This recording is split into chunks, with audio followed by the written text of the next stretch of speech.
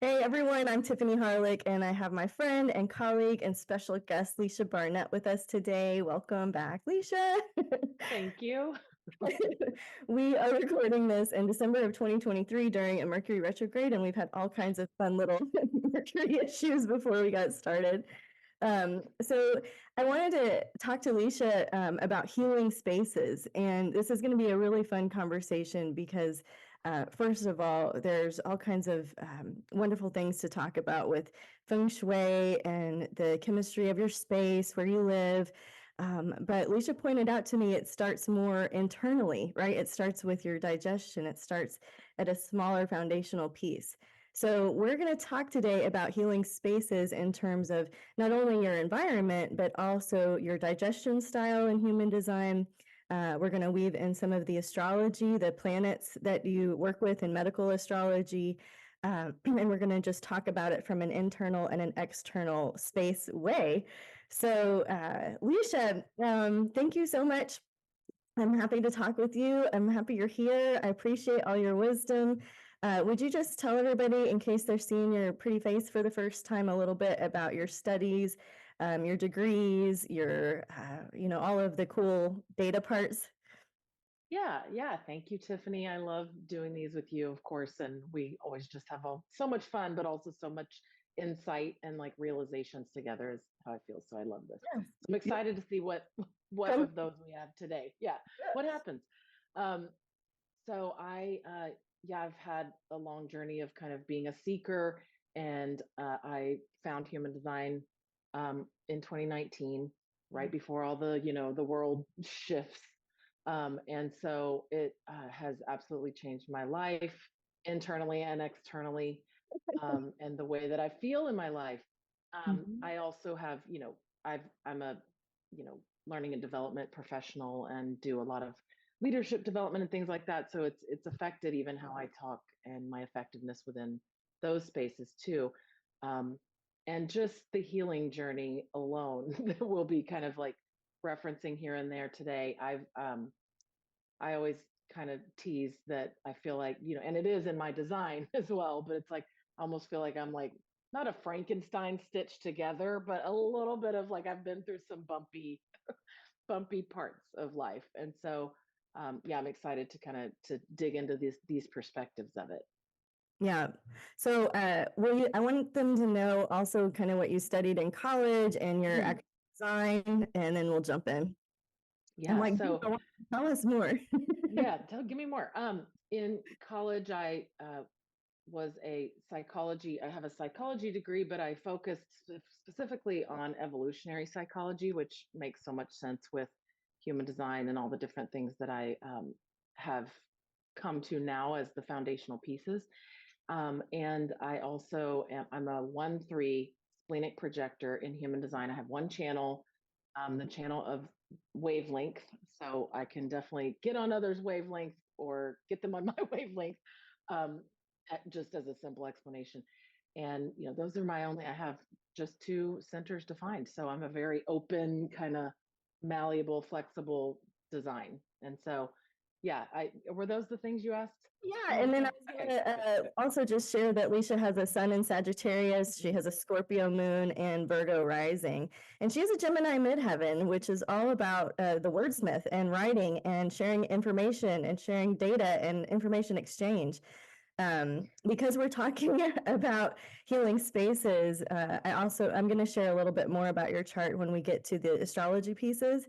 But I think this is a great introduction, a great start. You can find Leisha at theawarenessexperiment.com, and it's actually how we reconnected. So I first met Leisha because we were working together in a healing space, which is so funny. I think that 20, I guess I was probably 23 or 4 at that time. So 20 years ago, Yeah. um, when we were working in that space together, I don't think that 23 or 4-year-old Tiffany was thinking that Tiffany and Leisha 20 Yeah. years from now would be doing a podcast about healing spaces. Yeah. So over the years, Alicia and I have bumped into each other in different places. We There's this great picture of us with our babies when they were tiny. My babies are now, 18 and 20. And so to look back when Callie was just such a tiny bitty baby with pictures with you and your firstborn, it's like so sweet, and Yeah. there's pictures of us. We ran into each other. We didn't even know we were both at Lollapalooza, both working in Chicago one year. And so we just have this synchronicity, and I hope you enjoy the flow of today.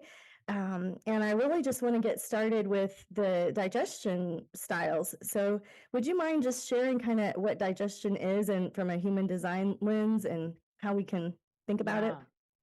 Yeah. And so digestion through the human design lens has been, again, just one of the most transformational physical and way that my brain works things in my life.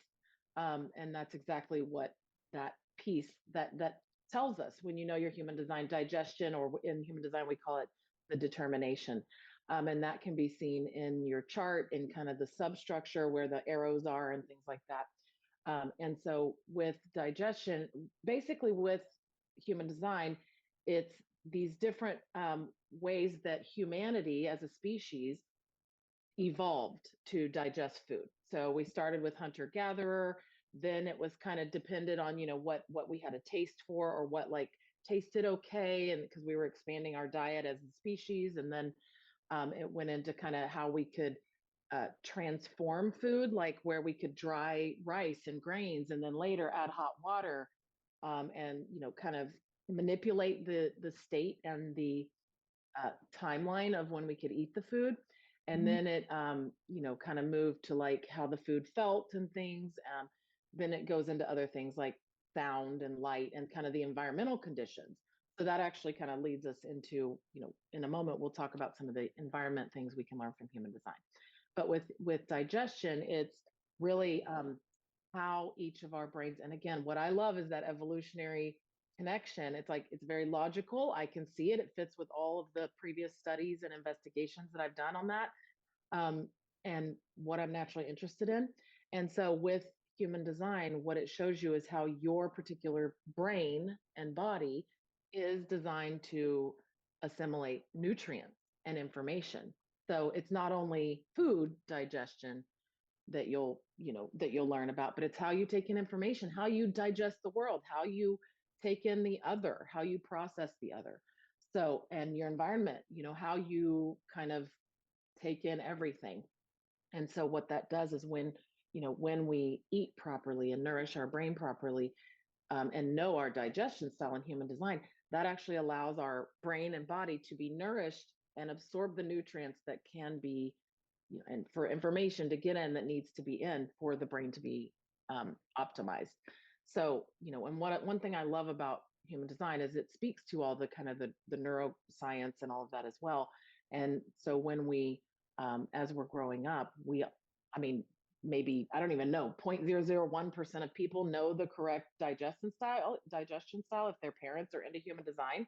Right. But otherwise we're super conditioned with food, and so all these neurons we have these dormant neurons, parts of our brains that don't even get activated. They just kind of go to sleep and they're laying dormant in there.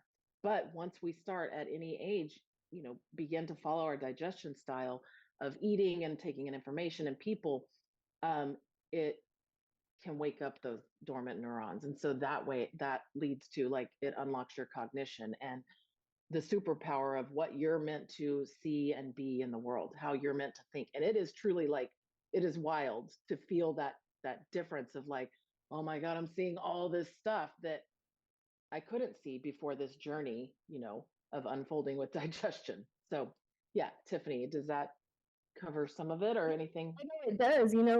When I had my first foundation session with you several years ago, um, it's like we couldn't quite get to that piece in a foundation session, right? And so this is kind of an advanced topic in a way. Not advanced, but like what I mean? Like it's the Next next. level. Yeah. And so when you got to that next level, I couldn't wait for it. And I was like, all of the emotions, I was so excited. I was so relieved. I felt like I was going to understand my digestion better. I was furious at the conditioning systems that we live in terms of the medical world. Leisha and I have both been on a wild health journey. And so to find a piece that resonates that I can follow, over the course of the last couple of years, as I guess, absorb or work with my digestion style more and more. One thing that I found was interesting is that I naturally, now because I'm doing it, I naturally am eating for my blood type. So whereas 5 or 6 years ago, I was reading for my blood type, I'm like, that's not me. I'm not that, but after following my design over time, I found like, actually, that is how I eat, and that is what feels good to me. That doesn't mean that's correct. That doesn't mean it's correct for you. I just thought that it was interesting, to watch the data over time. So, what we take in our bodies as nourishment, there's not a one size fits all diet plan. And if you want to get me going and my blood boiling on something, let's talk about that. There was actually, of all things, I was scrolling the other day, and there was a Danielle Laporte reel that came up, and she was like, cold plunge, not for everybody. Intermittent fasting, not for everybody. All of these trends, and I was like so relieved, because it's true. All of these things are healthy and helpful and beneficial and worth experimenting with. But the way that somebody eats and takes in nourishment, is very, very individual. And if there are any parents or caretakers out there that are helping, littles, this can be something for you to help them experiment with their own body. It's not for you to like necessarily say, this is how you do it, this is your type. It's more like, hey, how about this? Would this taste good? Would this feel good? And giving them some different things to respond to. So I know that we're going to cover a lot of ground today, and that we could spend hours and hours here. But I want to shift a little bit and just go through so that you guys are aware of the different digestion styles, just so that you have a little taste, a little awareness of it. And it looks like we were starting with appetite. Yes. So appetite, and so really quick before I go into these, and they sound very interesting, right? Because it's not like saying you need to eat lettuce and like meat. It's not giving that level of detail. As Tiffany was saying, it's very individual. And as you're aware of it, it's like, oh, okay, Tiffany's digestion style is hot thirst. And then you start to go, okay, so actually, what does that mean for me? Let me experiment with it. What am I responding to? When I'm in this state, what do I want to eat versus what do I want to eat over here? And like, how do I like to read and take in information? Do I like to actually have a sweater on and like sit by a heater? Or, so there's all these things that it can show up. It's not a, here's the manual for hot thirst and now go do it. It's again, it's you have to kind of find it in your own experiment. So I just love how you brought that up. Totally. And within these um, digestion styles, there's six. Within each of the six, there's an active and a passive brain, an active and a passive. So, like for example, Tiffany is quad left. That means all four of her variable arrows are pointing left, which is strategic, more active, focused. So, a person with a left brain is going to find that their body needs a bit more activity. They might need smaller meals more often. They might, their brain's active. It is not just kind of peripheral and absorbing, which is what the right brain would be. So each of these that we're naming has an active and a passive brain, depending on how you're designed. I mean, it's just, but again, it's like we're all living this homogenized version. And so the human design experiment in general is about learning the information.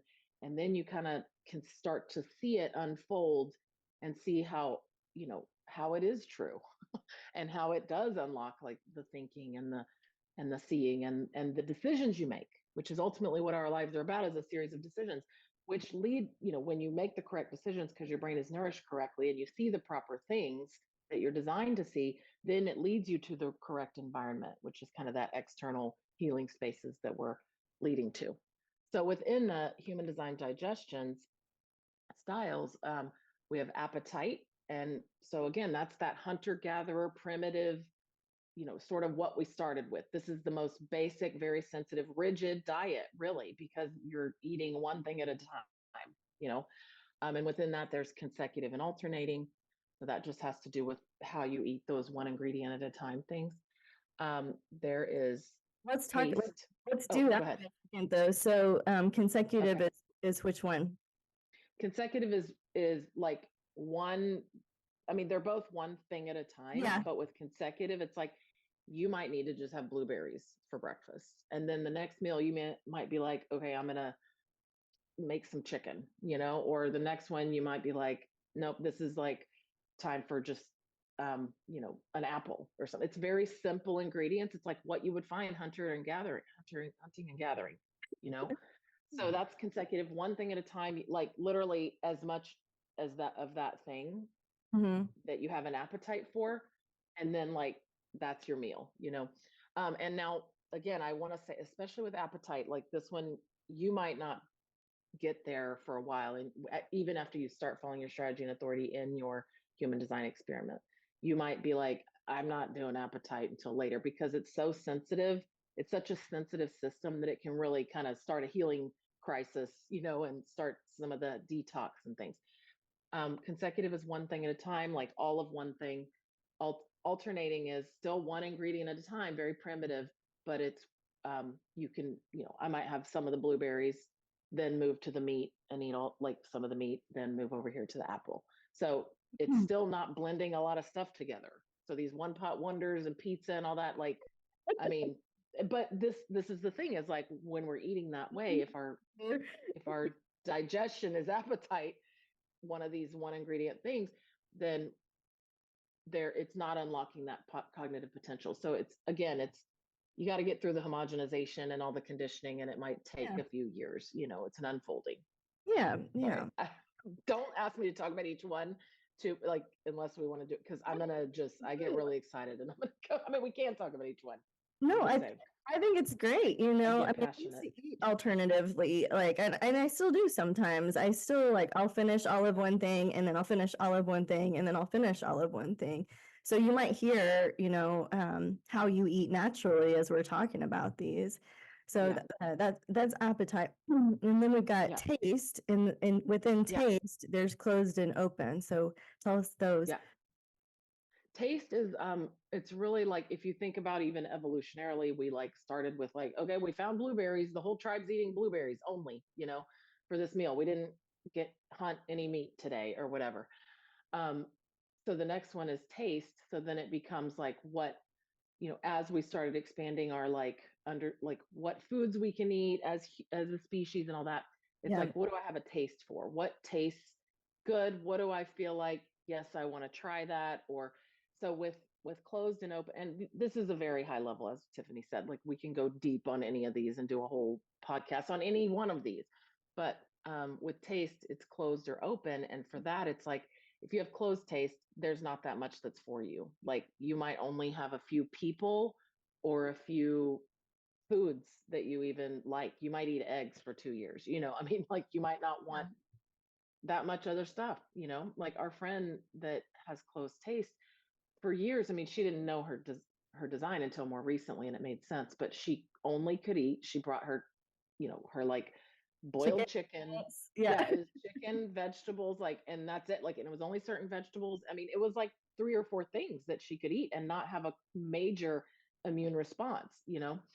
So yeah, and that's the other thing is, It go was ahead. perceived as very limiting. It was perceived Yes. as negative instead of like the golden key that unlocks her health potential, right? So that's why this Yes. topic is so exciting, you Yes, know. exactly. Yeah, sorry to interrupt. Go ahead. And also, like, it's that the mind going, but I'm supposed to be able to eat all these things, because that's that Yeah, conditioning, yeah. and it's that, like, but I want it's like the variety of life, and I want to, and that's part of the conditioning, which seems like, well, that's true for everyone. It's like, no, it's not true for everyone. Some people only are going to have a certain things that are for them, and it's very limited. But again, like you said, like, if you know that, then you're not feeling like that's your limitation. You're like, oh, those are just the only things my body, that's all I have a taste for. Don't you all So have closed. that cousin that like only ate hot dogs or like only ate like saltines or because we grew up in the 80s? Like, don't you have that cousin that was only eating that one Yes. thing Oh my forever? God. And anyways, so Which is funny you're bringing that up, because I'm thinking of my son, who is obsessed with hot dogs. and only has a certain number of things he eats, but he's not closed taste or open taste. He's actually low sound. And so you can actually transfer, there's a thing called transference in human design where you, and an environment, it applies to digestion as well as environment, where it's like there's a corresponding like opposite. So Yeah. it's almost like, you know, at times you're going to go into like the opposite thing. So for him, it's like he needs to listen, he needs to digest at a certain frequency of sound. Like low sound might make you think it needs to be silent. And a lot of the information out there says that. That's not what I've seen in his experiment. Mm-hmm. My husband's also low sound. It's more like they need headphones on, keeping it close, and like not to have to talk to anyone or no one really talking to them. Like they want to kind of just be in their own sort of process. But sometimes, my son, it's like I can see that closed taste kind of coming in. So it just naming that, it's like it moves, and that's part of the experiment, is like, okay, sometimes I only want these things, but I'm actually low sound. And so how does that gradient All of move? it. Yeah, And work with it opposite and complementary. It's all medicine wheel. Same thing in exactly. astrology, right? If you got a second house issue, you got an eighth house issue. And Yes. so, right, it's all this polarity, it's all this duality, and and it's all beautiful. There's not like a right or wrong way to do it. It's just bringing kind of more awareness to Yeah.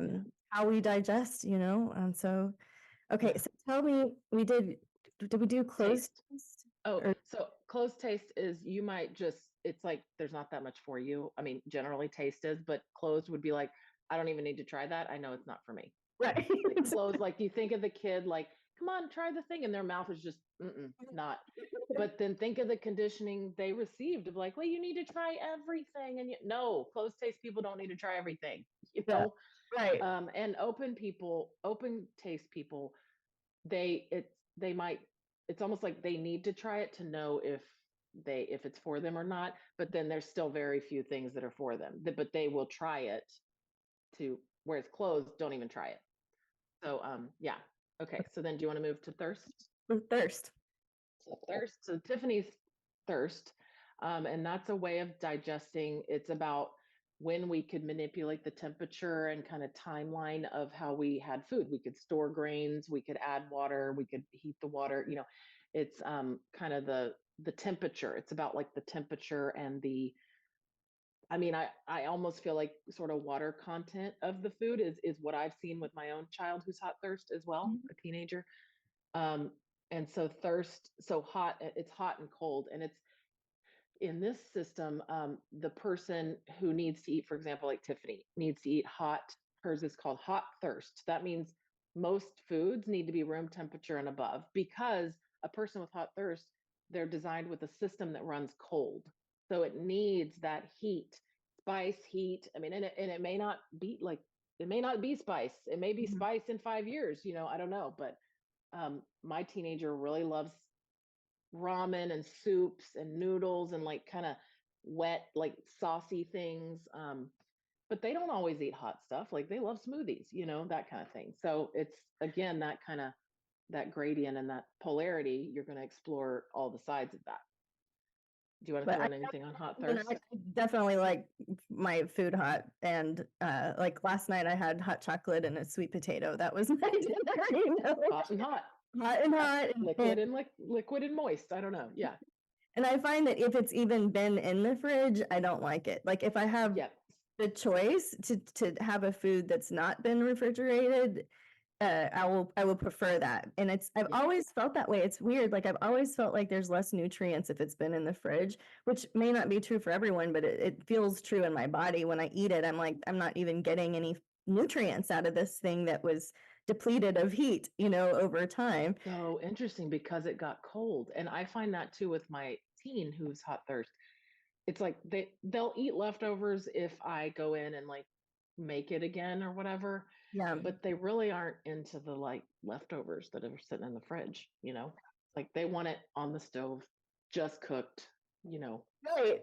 And then as that society, thing. we're like, oh, you're picky. You don't like leftovers. I'm like, no, Right. I just don't like that it got cold. Like, is it? And And it's not giving you the nutrients, like because it's so wild. Yeah, totally.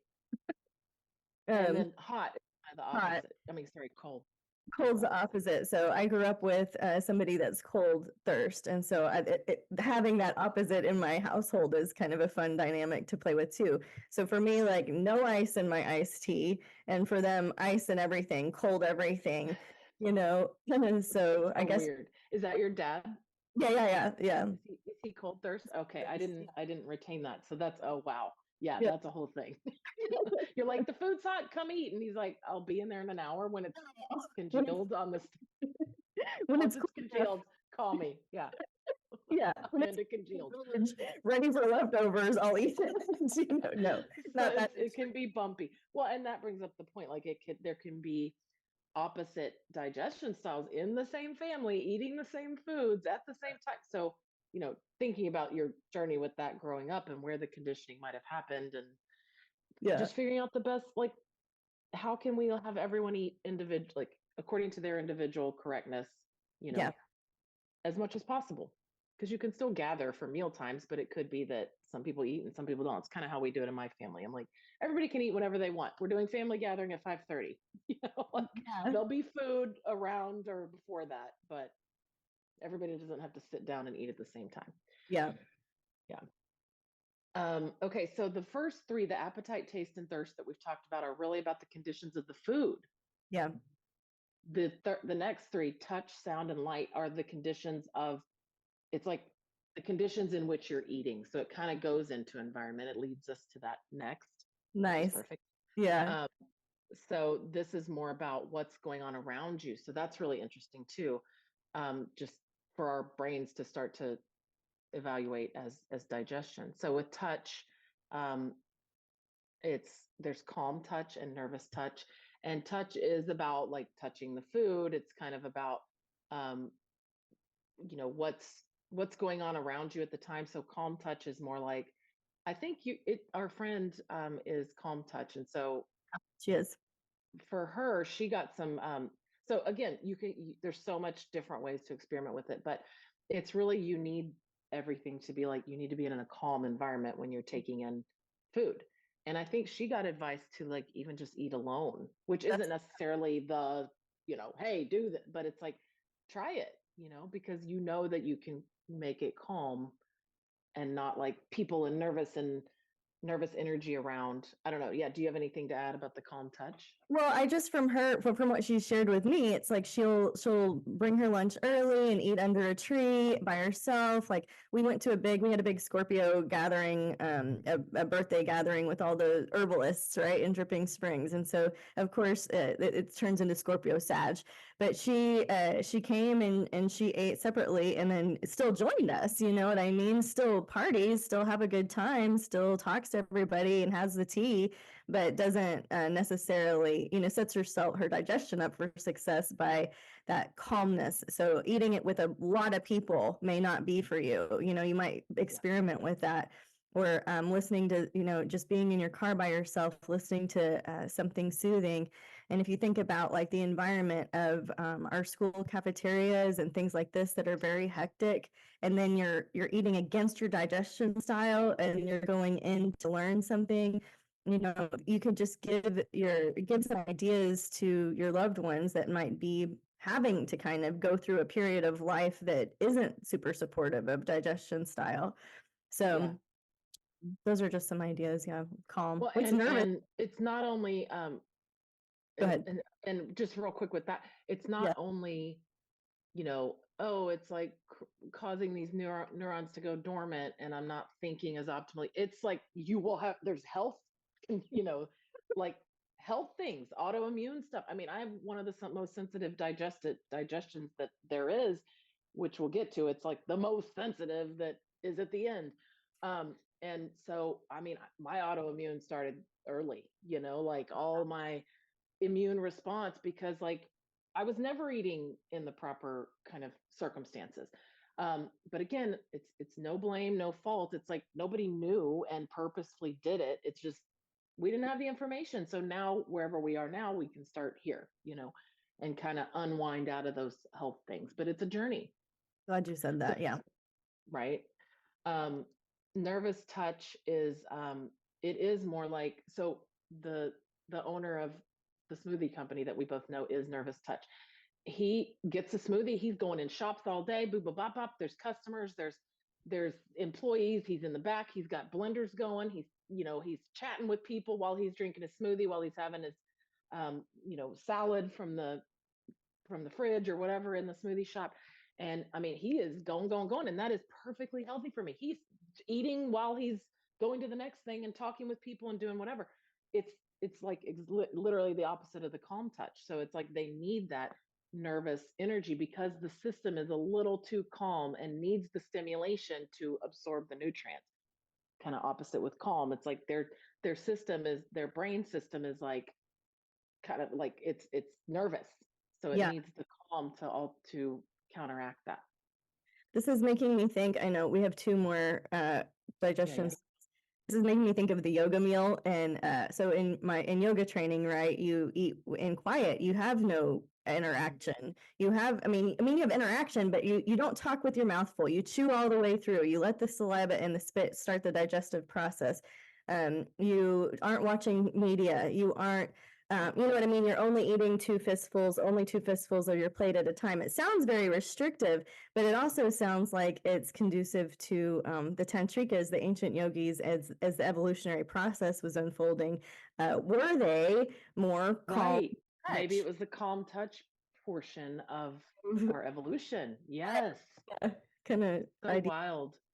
Well, and because even with evolutionary ways of eating, like even, I mean, in all the things I've studied with evolutionary psychology and evolution in general, it's like, I think I had in my mind that it's like, oh, well, that was a time that we were hunter gatherers, but we've all evolved past that now. No, that's what this shows me. It's like, no, some of us still have that type of digestive system. So that's kind of the biggest shift for me as far as just evolutionarily speaking. It's like, oh, wait, no, we didn't all just leave that behind and all of us just evolved, And look, if that was the case, we wouldn't all be, there wouldn't be this huge sickness. You know what I mean? Right. Then it would all be working. All the messages would be working. We'd all be eating the exact same thing and it would work for everyone, which, I mean, I think Tiffany and I both have the experience in our health journeys of like, I've done all the freaking things I'm supposed to do. I mean, it's not the yoga, it's not the vegan, it's not the paleo, it's not the keto, it's not the blood type only, right? It's not the meditation or gratitude like it's none of those homogenized things. It was something else. And that's why I kept digging, because I was like, that's not it. I've done all that for decades, Yeah. So I think you have the similar experience. Yeah. Yeah. It's like this finally is like, oh, that's why all the homogenized things weren't the only thing. The rest of it can be supportive. It's not like the yoga and all the things don't work. It's absolutely don't throw those out. Yeah. Yeah. Okay. It's just, this is the missing piece that allows us to be effective. Okay. Yeah. So sound is the next one. So again, this is when, we had different things creating different sound and stimulation and all of that from in our evolution. And this is also starting to get into some of the more future facing. Sound and light are the last two, and those are sort of like what humanity is moving toward, right? So with sound, it's like I said, it's like more about the frequency, not necessarily, because a lot of the information out there that I first got when I got into human design to understand low sound for my husband and child, where it's like they need absolute silence when they're eating. They need, or absorbing information. They need to have headphones on with like nothing on, like noise canceling. And that's just not what I've found or what I've talked to them about or other low sound people. It's more that, and your daughter is high sound, so it's interesting. So it's more, like I said, it's a certain frequency that they need that I have found. And it might be that they want sound. It's not necessarily silence, with low sound. And it's not talking. It's not having to like, while I'm digesting and chewing, don't ask me questions. Yeah. Like I can see and feel the frustration in either one of them when I've learned now. I'm just like, nope, please save it for later, And can you imagine the frustration of that? Like you're like, we want to talk about the day, and it's like, right. At dinner while everyone's chewing, yeah. Right, but no, not everybody does. So thank you for bringing that up and what you've seen. Yeah. And it's because, and again, if you think about what the system, what their brain system and body system is, and why they would need that digestion. So someone with low sound has a lot of chatter going on. They have a lot of sound, a lot of going on. And so they need the low frequency or whatever that range is for them, that low sound, to counteract all this that's going on. So I imagine, for Mhm. your daughter, it's the opposite. She has high sound. Maybe she needs that frequency of stimulation, to digest and absorb. Talking to you about this because I was so like worried about being in the cafeteria or the whatever because it's so noisy and like how can anybody, and you were like actually that's her digestion Yeah. style.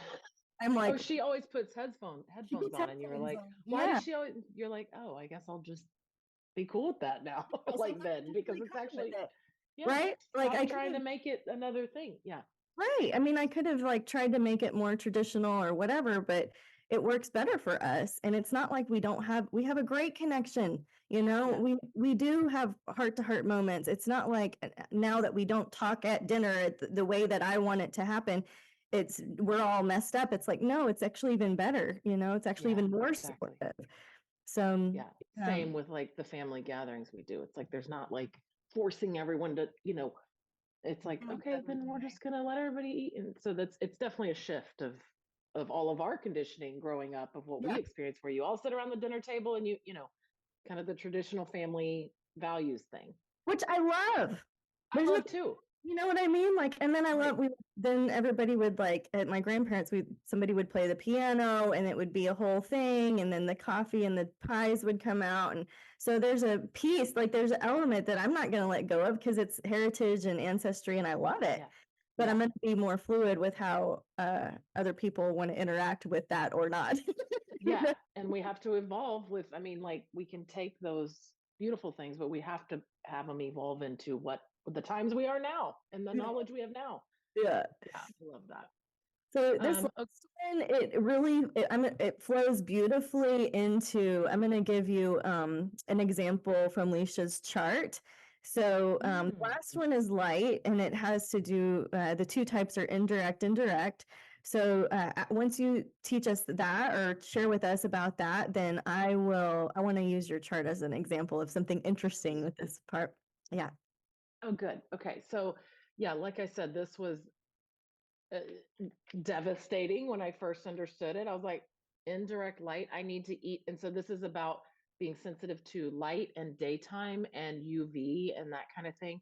And, so again, none of these things are to be done mentally. It's like your decision making strategy and authority will lead you to these when it's the right time. And that was my experience for sure. I tried to do, okay, let me not eat, let me try intermittent fasting all day and then eat at night. And often that works for me. It's like, this is about not having a lot of bright light or the frequency of light um, on my body while I'm Yeah. digesting.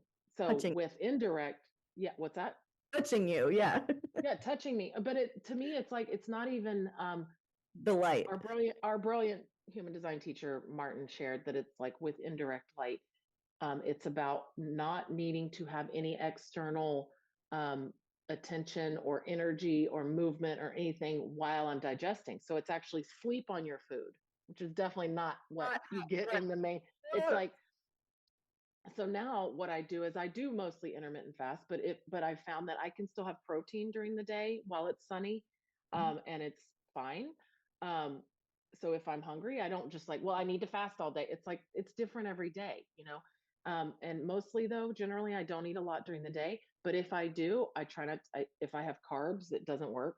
It's like I need to go lay down. I'm so tired yeah. that I cannot function. Like I can't brain talk, like nothing. Yeah. So I mostly I intermittent fast during the day now, which I never could have done before. No way. I had a big giant breakfast. Breakfast was my most important meal. Now I'm like, don't feel great actually. Like I've discovered over time that I like don't feel good if I do that. So I intermittent fast. I if it's rainy or cloudy all day, I notice that I'm much hungrier.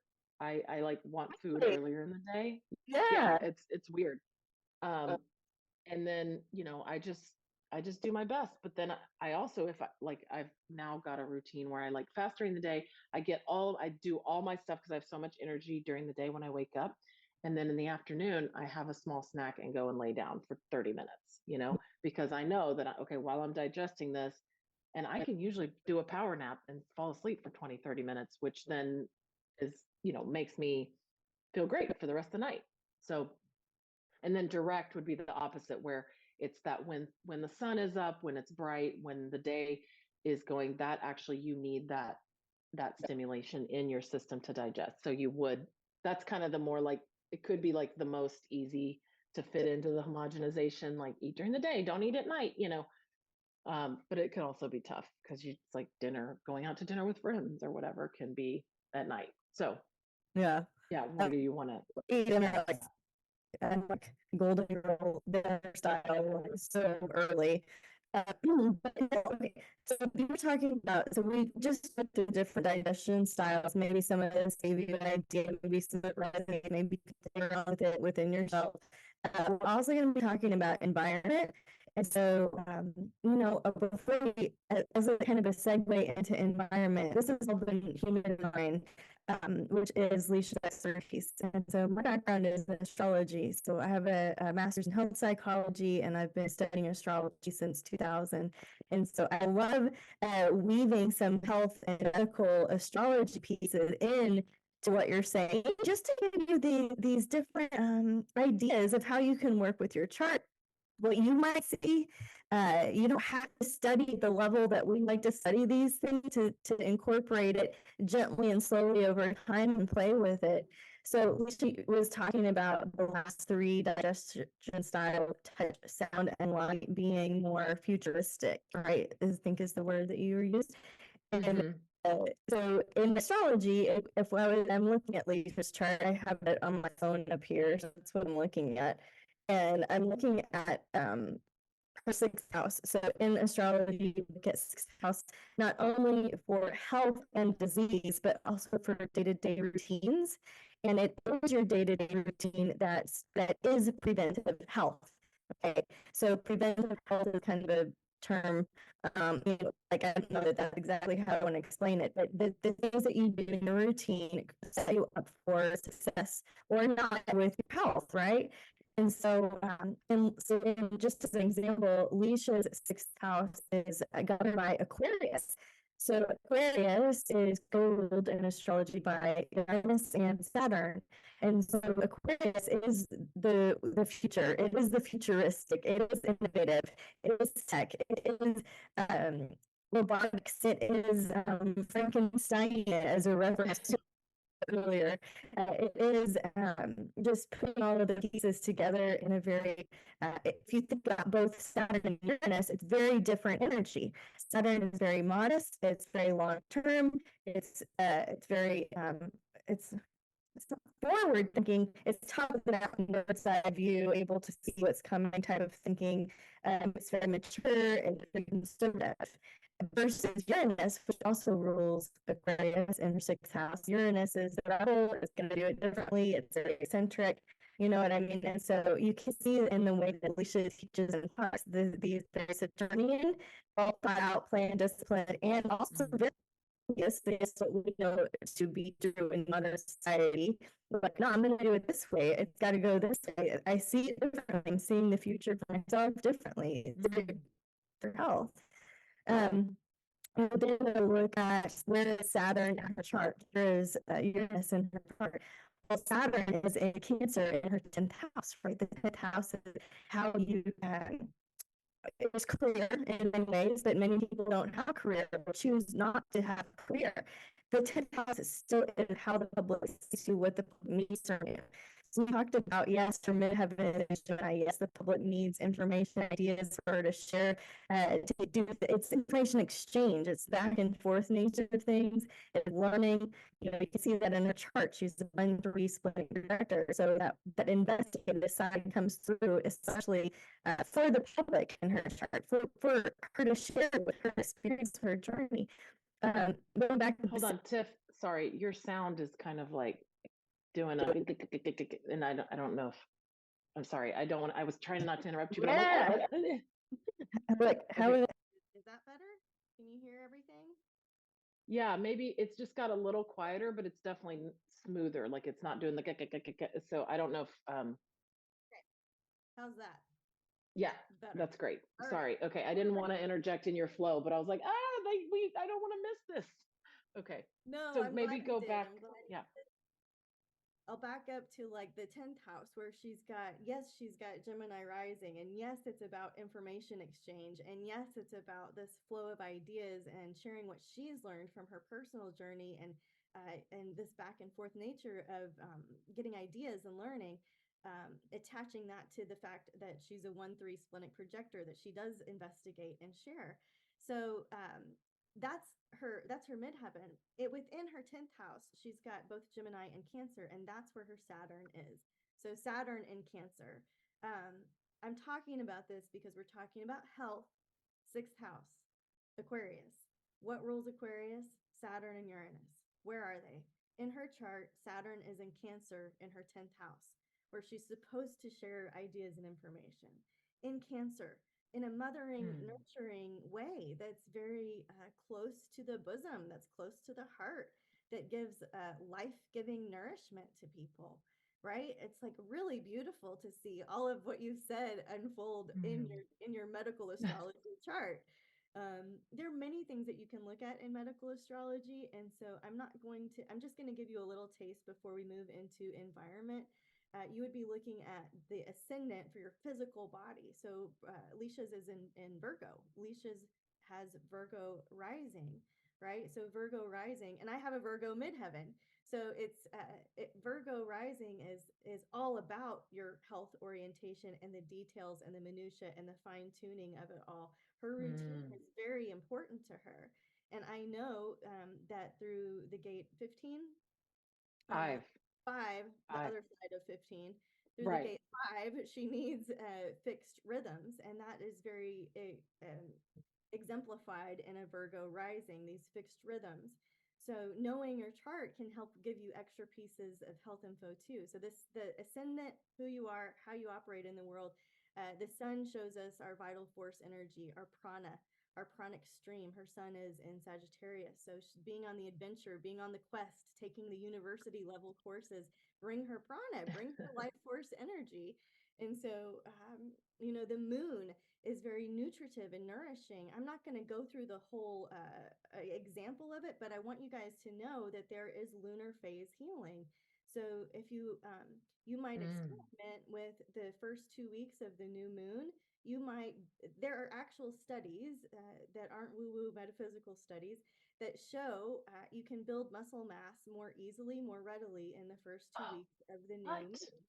Yeah. So in women also, when you're bleeding, right? Like there's a you might not be cycling in exact sync when the new moon starts, and as you eat and have your routine in a way that is more aligned with your own self, with your unique blueprint, you might find that your cycle syncs up with the new moon over time. And this goes for everyone. This isn't only women who are cycling. This is men. This is people that have a transgender. This is people that have a binary association. This is all people are in flow with the moon at some level, and it changes hormones at some level. It's different for all of us, but the lunar phase healing you might experiment with, like there's a certain way to play with.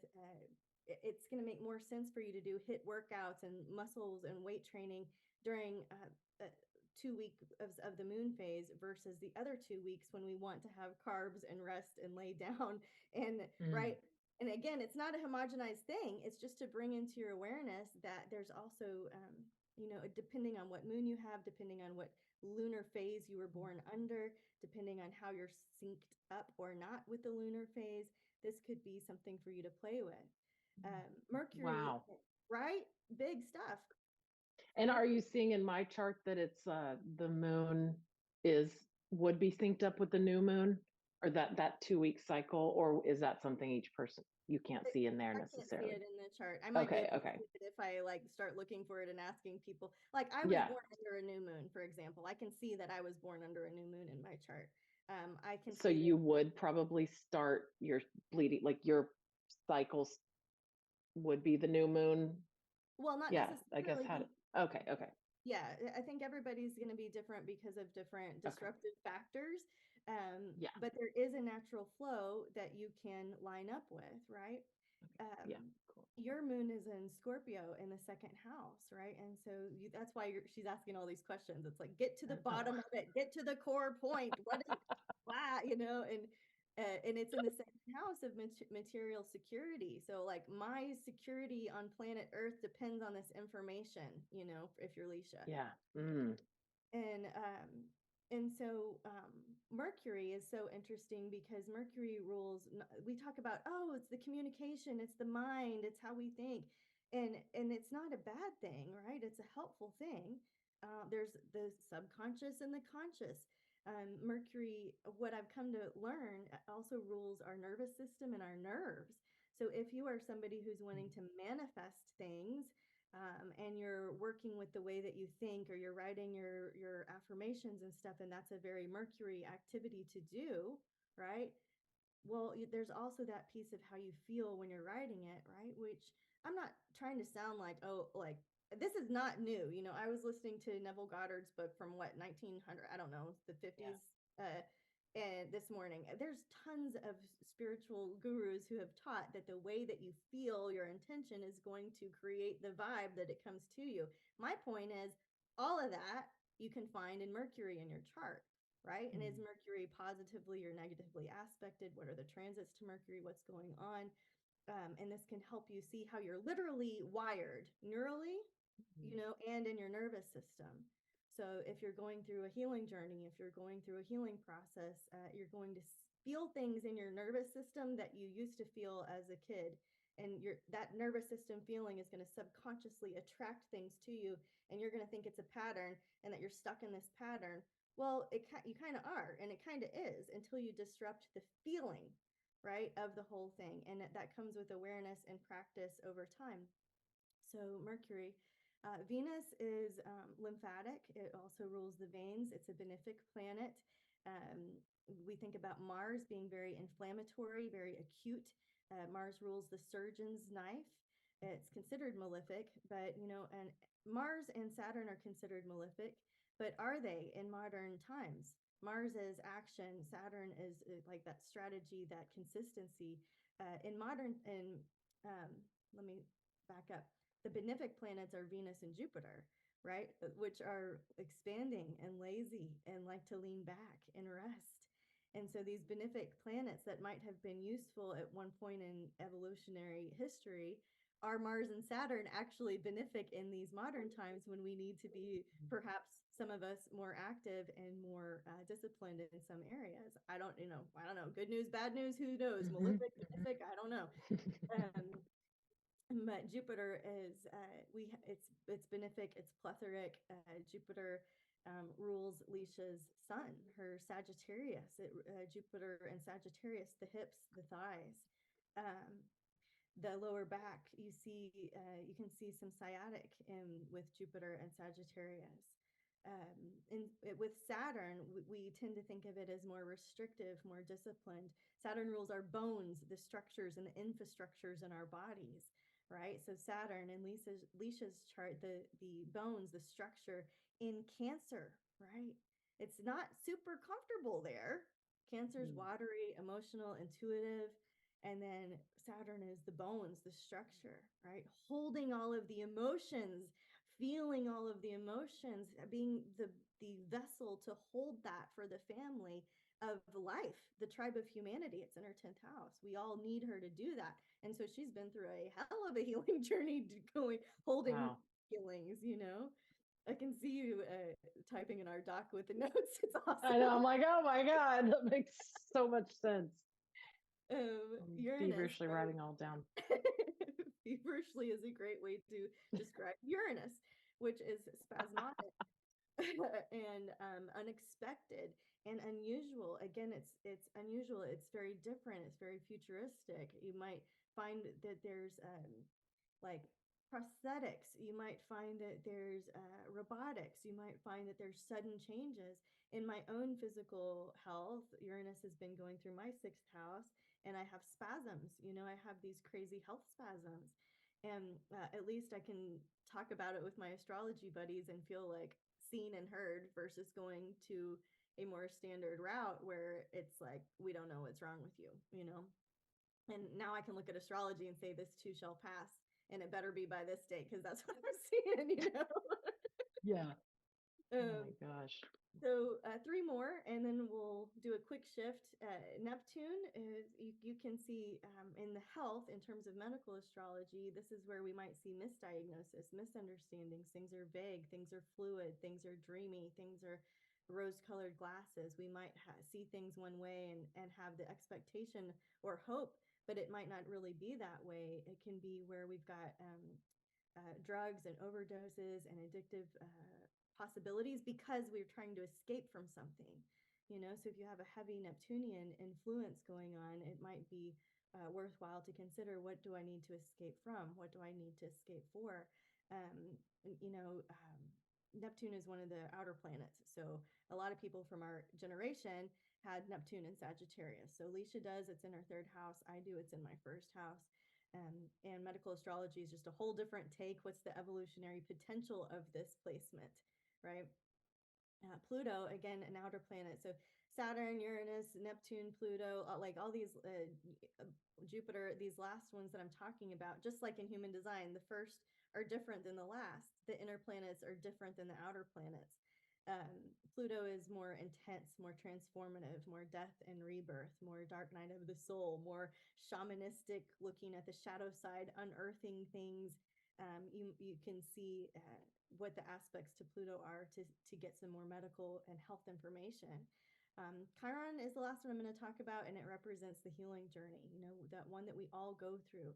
The mythos, the mythic legends of Chiron, being Chiron was one of the first centaurs, right? And so centaurs are the half man, half horse. They're jocks. They play football. They order pizza, but not Chiron. He was different. He was on the side of the mountain. He was studying acupuncture with his guru and herbs. And so Chiron represents that.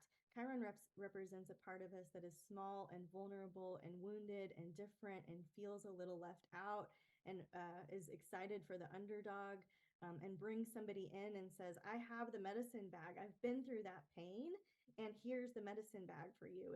It's like when you're in recovery, you have a big sister, a sponsor. You have somebody that's a little ahead of you on the path that has the medicine bag that you're looking for. And Chiron is represented there. And so what sign and house is Chiron in your chart? Now, the stories are very wide and diverse about Chiron, so you could go Google it and find a different story. But one of them that I followed through my lineage is that Chiron was making the poison for the gods at war and dipped the poison arrow that, it's essentially dropped the poison arrow. The poison arrow ends up on his foot, and he can choose to stay in physical pain forever or to transcend, to die, to let go. And it also represents a death to a wound, to a pain, and a choice whether to stay in the same cycle and pain forever, ever, ever, or to go ahead and move forward and transcend. And Leisha's eyes. So for you guys listening on the podcast that aren't watching on YouTube, Leisha's feeling blown away. So expressive. Just, you cannot not see my every feeling on my face. Wild. So I hate that I have to be sensitive to time today because obviously I want to hang out with you forever.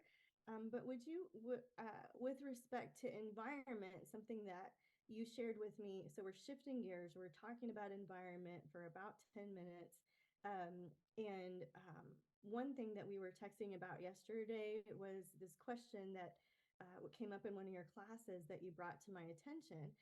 And it has to do with what is your main complaint? What is your lament, right? And then how can you find that in your house? And I know that I'm jumping around on our timeline over here, but I think it's important for you to start to see how things in the physical body you can start to see in the house. Feng shui of the house is feng shui of the soul. It's feng shui of the aura. It's all interesting. So I want to drop that Mhm. question in there, maybe come back around to it, because I want to hear about your experience with it. And I also want to leave time for the environments. So would you Yeah. be willing to jump in with the environments? Yes, totally.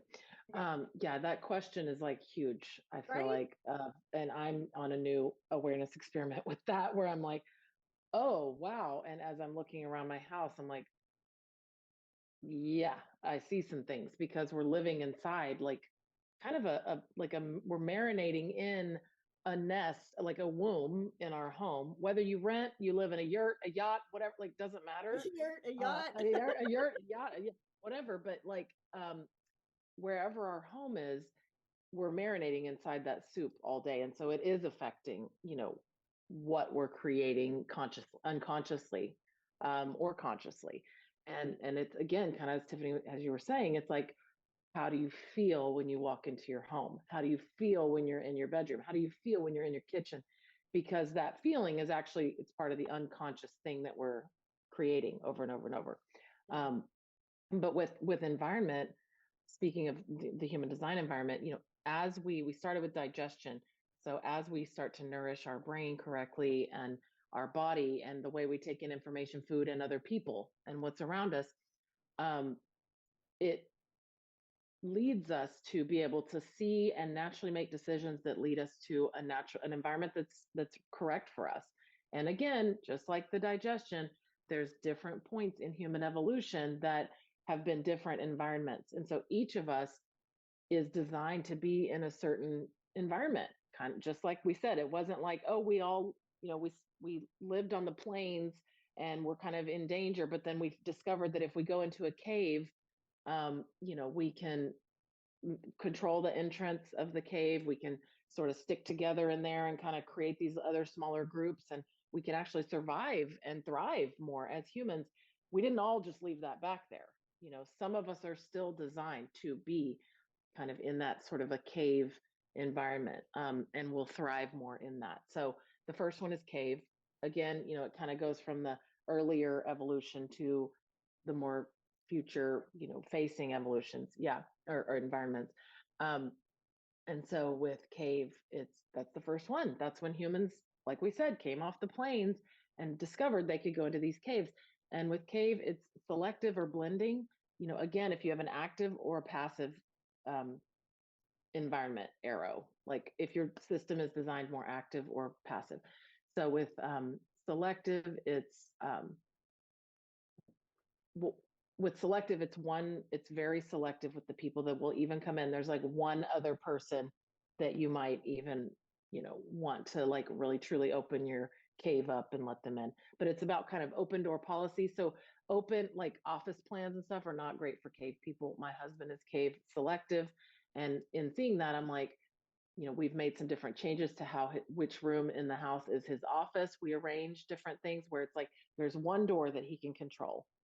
He can see out, he can whatever, but like there's one door that they have control over. That's what caves is about. So selective is about very few people coming into the cave, but that's where that person thrives. Blending is about more people can get in there, but it's still like in kind of I control who comes in and out. Do you want me to just kind of move through Yeah, to the move next quickly. one? Yeah. I know, because I'm like, okay. So the next one is called markets. That's my environment.